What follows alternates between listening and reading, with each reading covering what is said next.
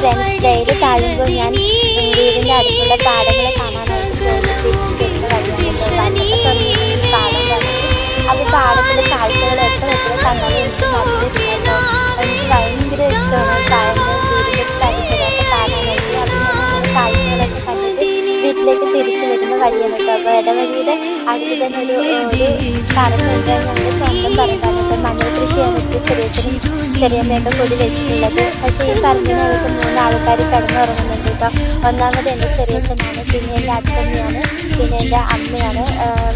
ഇതിന് 3 പേര് മരിച്ചു കഴിഞ്ഞപ്പോൾ ഇവിടെ മറന്നു ചെയ്ത സ്ഥലമാണ്. ഞാൻ ഇവിടെ വന്നു കഴിഞ്ഞാൽ ഈ പറമ്പിൽ വന്ന് അവിടെ കൊണ്ടുപോയി നോക്കി സങ്കടപ്പെടുകയൊക്കെ ചെയ്തിട്ടാണ് ഞാൻ അവിടെ നിന്ന് വരാറുള്ളത്. അവരോട് യാത്രയൊക്കെ പറഞ്ഞിട്ടാണ് ഞാൻ വരാറുള്ളത് കേട്ടോ. അപ്പോൾ എനിക്ക് എന്തെങ്കിലും അത് സങ്കടം തോന്നി. എന്നും പറ്റേ എന്ന് വിളിക്കുന്ന എൻ്റെ അമ്മേനെയാണ് എനിക്ക് ഏറ്റവും കൂടുതൽ